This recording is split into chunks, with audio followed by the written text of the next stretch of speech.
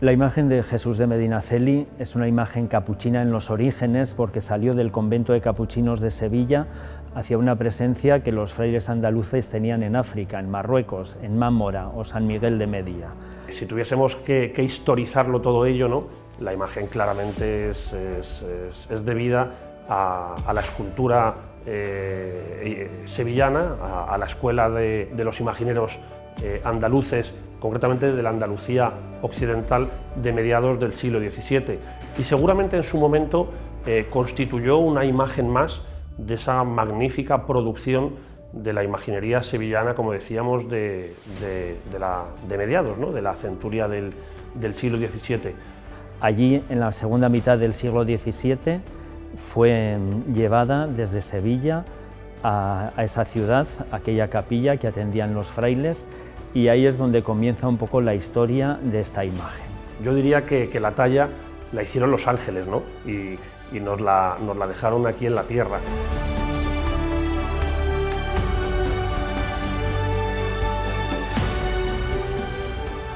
Cuando están los capuchinos allí, hay una explosión en la capilla que queda bastante deteriorada, y aquellos frailes le escriben al provincial de Andalucía que les envíe algunas imágenes y ornamentos para restablecer el culto. Y es entonces cuando hay que situar el origen y la presencia de esta imagen, de este Cristo, de este Nazareno, en aquel lugar. Cuando en el año 1681 el ejército moro asedia la plaza de Mámora, también denominada de San Miguel de Ultramar, el ejército moro, digamos que arrasa con los poquitos españoles que ya quedaban decadentemente allí, y con todas las obras de arte que también se custodiaban en el templo que servía de iglesia precisamente a los españoles allí afincados. Efectivamente, el ejército moro no tuvo contemplaciones, ¿no? y realizó una serie de ultrajes que están descritos en las crónicas de aquellos tiempos. Parece ser que la imagen fue arrastrada por los suelos, fue flagelada, fue echada a los animales, se habla de leones, ¿no?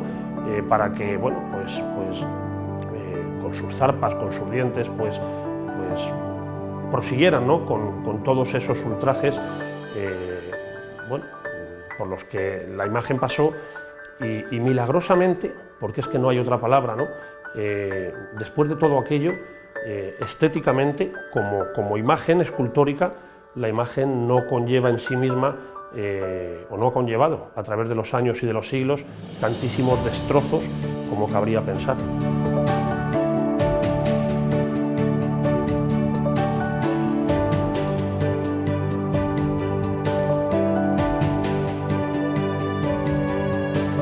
Y a partir de ahí es cuando entran en acción otra orden, que son los trinitarios, que son quienes se dedicaban a rescatar, a negociar el rescate tanto de las personas como en este caso de las imágenes. Realizaron en aquellos tiempos muchísimas expediciones que llevaban precisamente a ello, ¿no? A la liberación, y como un preso más, pues también liberaron a la imagen de nuestro Padre Jesús Nazareno, entonces llamada de nuestro Padre Jesús rescatado o del rescate. Los trinitarios negocian con el sultán cuánto cuesta esta imagen. La tradición dice que pagaron por ella 30 monedas de oro, en recuerdo a lo que costó también, a lo que recibió Judas al entregar a Jesús. Bueno, pues comienza toda una tradición, una serie de leyendas en torno a esta imagen. No quisiera dejar atrás ni mucho menos el año 1682, ¿verdad?, en que la imagen llega entronizada y acompañada de toda la familia real a Madrid, y es colocada en el convento de Padres Trinitarios, en una zona tremendamente céntrica, y que es visitada ya desde los orígenes por infinidad de devotos, constituyendo un punto de referencia en la religiosidad madrileña. Y desde entonces estuvieron ellos hasta 1895, que es cuando los capuchinos vienen a esta casa, se sitúan en torno a la iglesia, a la capilla de Jesús, a quien ya se le conocía como el nombre de Jesús de Medinaceli, porque los duques de Medinaceli habían mandado construir esa capilla para dar culto a esta imagen, y ya en 1895 los capuchinos vienen aquí y desde entonces estamos en la atención de esta basílica y de esta iglesia. El año 1895, cuando los padres capuchinos toman posesión de este convento y dan comienzo a una nueva etapa de devoción hacia la imagen. La historia ha sido una historia de vaivenes, ¿verdad? Las cuestiones políticas también han afectado, y las decisiones que se han tomado sobre las órdenes religiosas afectaron a la presencia de las distintas órdenes religiosas en este lugar. No puede pasar tampoco desapercibida la labor de la archicofradía fundada prácticamente de inmediato a su llegada, ¿no? en 1710, una archicofradía que la ha acompañado durante más de 300 años y que ha ido increciendo, ¿no? Incrementando esa devoción y acercando la imagen, traduciéndosela al pueblo de Madrid.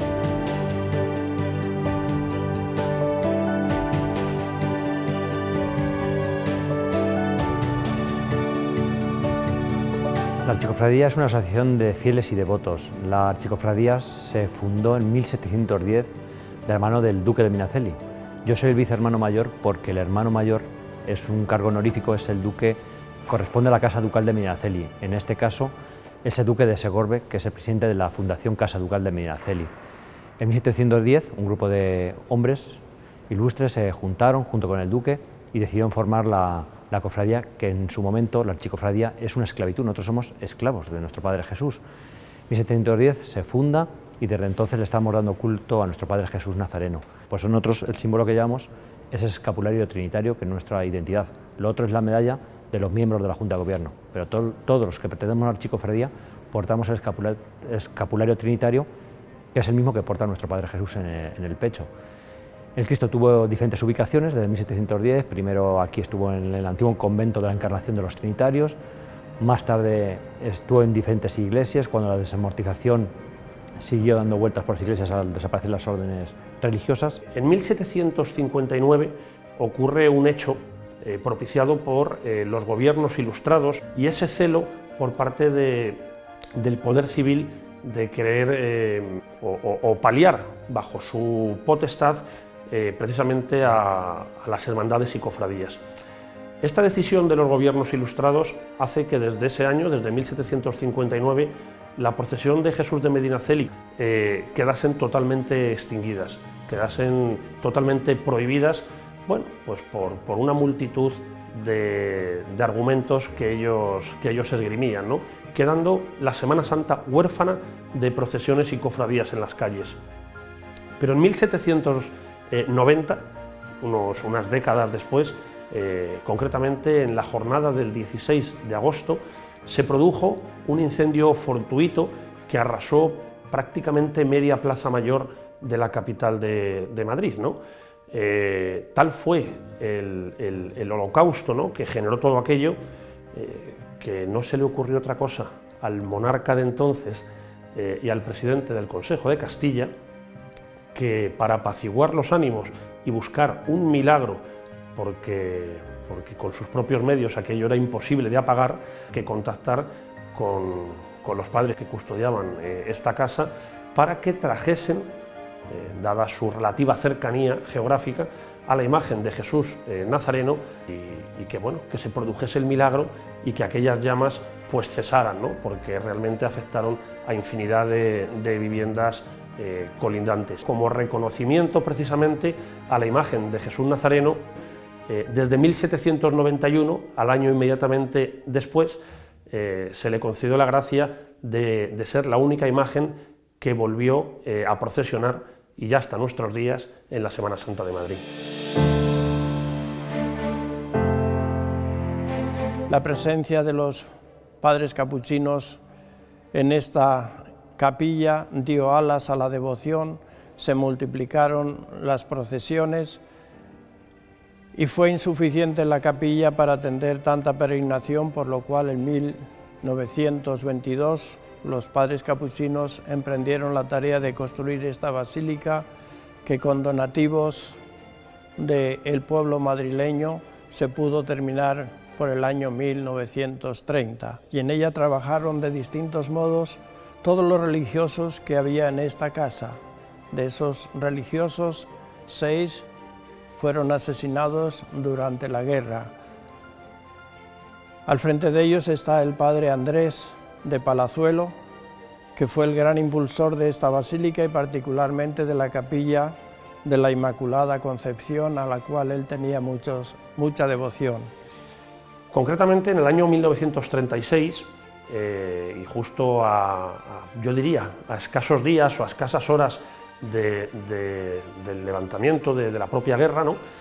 Los padres capuchinos escondieron a la imagen en el propio convento, en los sótanos, y digamos, bueno, pues que salieron del convento, ¿no?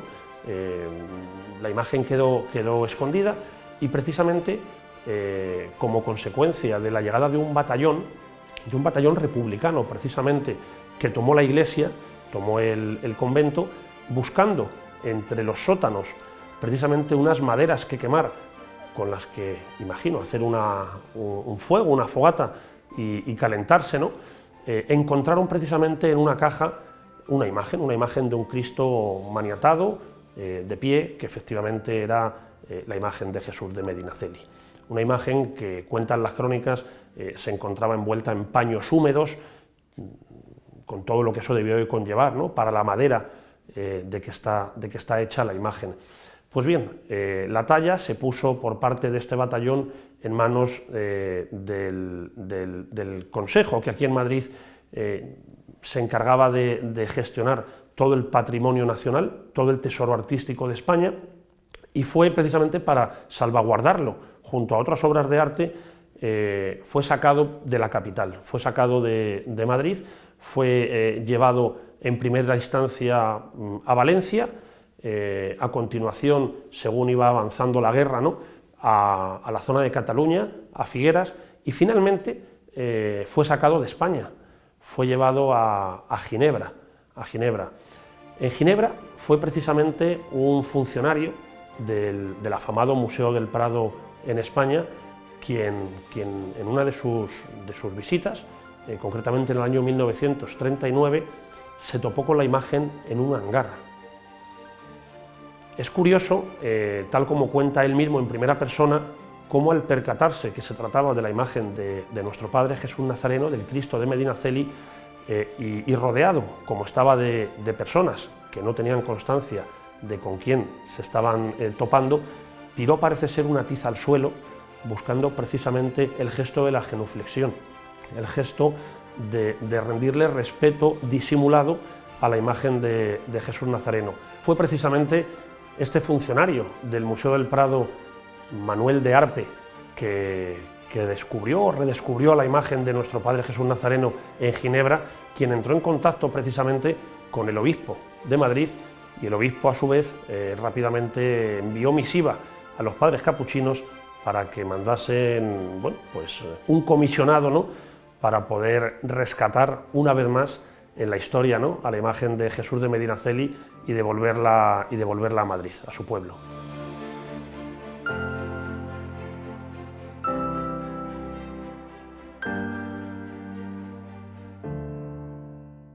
La imagen del Cristo de Medinaceli lo dice todo, ¿no? En la tradición parece que es un Jesús que quiere representar a ese Jesús que ha sido acusado, que ha sido vapuleado, incluso por el pueblo, ¿no? Porque las autoridades le han llevado a presentarle a Poncio Pilato, pero en el fondo han tenido también la anuencia de un pueblo, ¿no? Y ese Jesús, la gente se encuentra identificado, ¿no?, con esa imagen aquí en Madrid. Toda la gente, pues, que sufre, que padece, que siente incomprensión, la cantidad de pobres que van a orar al Cristo de Medinaceli, ¿no?, que se sienten solos, desbordados por su situación, ¿no?, pero comprendidos por el Señor, identificados con Él, ¿no? Es una imagen que atrae la atención de todos los hombres, ¿no? Porque ¿quién no se ha encontrado alguna de la vida solo, incomprendido, con necesidades vitales que no puede lograrlas para vivir, ¿no? Con enfermedades, con faltas de trabajo? Es el Jesús, yo diría, de esa pobre gente que de alguna manera somos todos, los pobres de solemnidad y los pobres pues que en algún momento de la vida vemos que por nosotros mismos no podemos salir adelante. Por eso tiene tanta tradición y por eso hay colas inmensas cuando llega el día en que se hace esa visita de tanta gente y sobre todo del pueblo de Madrid. Y empezó a correrse la fama de milagroso de este Jesús que atendía los dolores y sufrimientos porque él entendía muy especialmente de esos sufrimientos ya que él los había pasado en su cautiverio. Curaciones, alumbramientos y otro tipo de milagros no tan físicos cuanto reconciliaciones humanas, esperanza para personas abatidas, desanimadas. Todo fue corriendo de boca en boca como un don de este Cristo que llegaba a un lugar donde quería quedarse, a un lugar donde establecerse. Y aquí estuvo en Madrid y aquí está. Cuando la gente se acerca a esta imagen de Jesús, si algo nos transmite es precisamente la experiencia que tienen de serenidad, de silencio, de sentirse escuchados, acogidos por este Dios que acompaña nuestra vida. Las distintas personas cuando vienen a esta iglesia nos dicen que, sobre todo la gente joven nos dice que experimenta una imagen, que tiene una experiencia positiva, una energía positiva que no la experimenta en ningún otro lugar. Las personas que son capaces de estar unos momentos ante Él experimentan siempre una sensación de serenidad. Y si algo se repite en la vivencia de la gente es precisamente la serenidad que transmite la imagen de Jesús de Medinaceli. Yo creo que la fuerza que tiene esta imagen está ahí, en la identificación que tiene el pueblo, todo ser humano, que en algún momento de la vida necesita pues esa comprensión y la encuentra solo en Dios, como la encontramos en Él, y esa ayuda que todos encontramos en Él. Es muy importante, es decir, toda la pastoral que hacen los padres capuchinos y la cofradía del Cristo de Medinaceli, ¿no? Es esencial, ¿no? Porque es una pastoral día a día, no es solamente en los momentos de la gran procesión, sino en mantener ese santuario, pues no solamente predicando la palabra, confesando muchísimo. Es una iglesia en que hay confesiones permanentemente y donde la gente acude siempre, ¿no? Yo creo que poca gente que viene a Madrid y se instala en Madrid no pasa por el Cristo de Medinaceli, ¿no? Y en ese sentido, a mí me parece que han sido fundamentales los padres capuchinos y, por supuesto, la cofradía o la hermandad del Cristo de Medinaceli.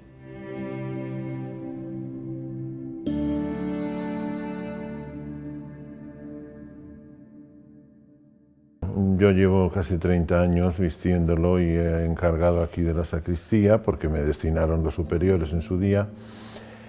Y sí, es una responsabilidad grande y al mismo tiempo un gozo en el sentido de, como alguna vez me dijo alguna persona, sirves a Jesús en su persona, si se puede decir así, en la representación, en su imagen representa su persona físicamente. Y es emocionante y en algún momento duro porque no siempre el estado de ánimo de uno mismo está siempre igual, ¿no? Entonces el acercarte a él, tocarlo, vestirlo, estar tan cerca, supone impresión y supone una gran emoción y un gran gozo. Lo que te motiva es la devoción al Cristo y el trabajo hacia los cofrades y hacia los devotos que vienen todos los viernes a venerar la imagen de nuestro Padre Jesús. Para pertenecer a la archicofradía Es muy sencillo. Lo primero es tener devoción a nuestro Padre Jesús, y lo segundo es venir cualquier viernes del año a pedir información. Nosotros, la secretaría, nosotros tenemos una pequeña casa de hermandad, nosotros les llamamos las secretarías, son nuestras oficinas de la Archicofradía, donde le damos vida todos los viernes del año de 5:30 a 7:30 de la tarde. Ahí damos información, y una vez que te informamos, te decimos cómo pertenecer, tienes que venir el último viernes de cada mes. Ahora mismo en tiempos de pandemia no, pero es así, todos los viernes de último de mes a las 5 de la tarde tenemos una pequeña clase de formación.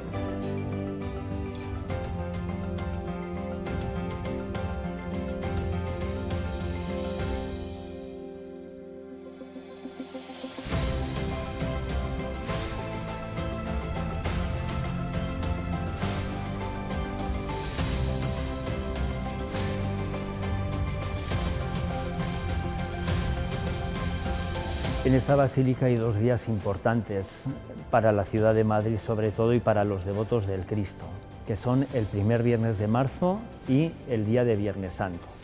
El primer viernes de marzo porque muchas personas se acercan a esta basílica al besapié, a pasar por delante del Cristo besando el pie y pidiéndole o dándole gracias por los motivos que ellos traen.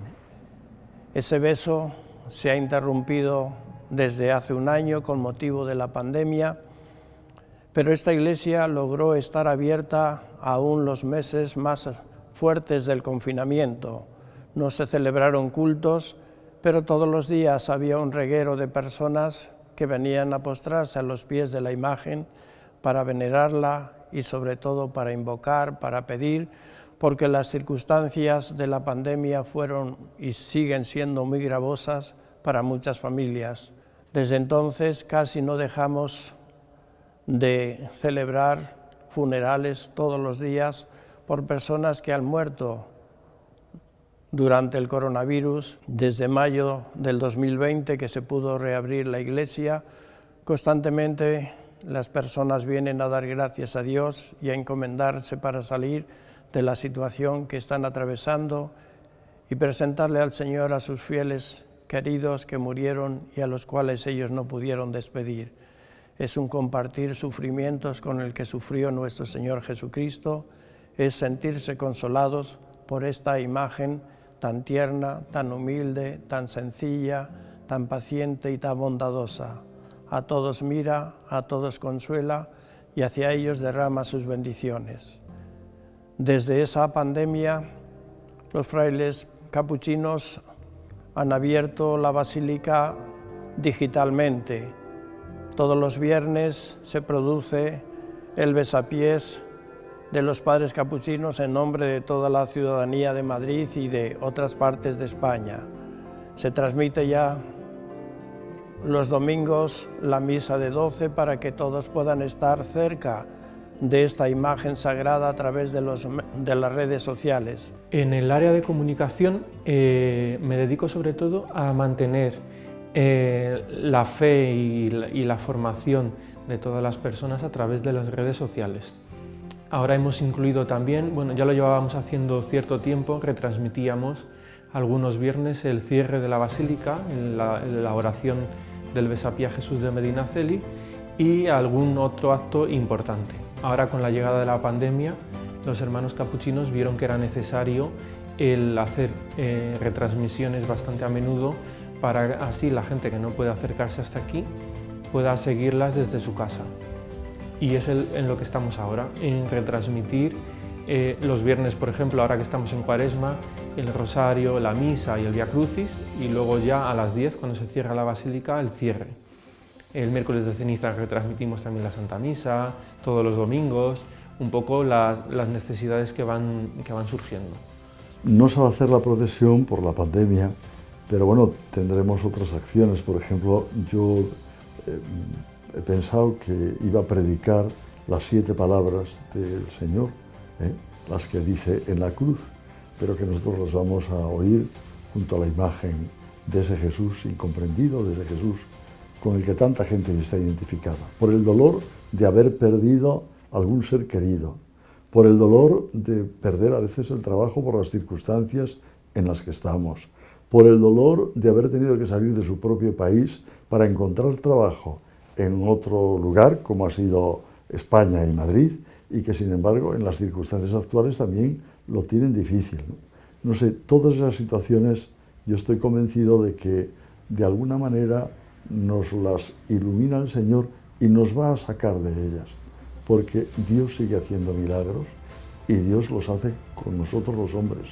Y estoy convencido que si le invocamos y el pueblo lo invoca, vendrán para nosotros bendiciones incesantes de parte del Señor.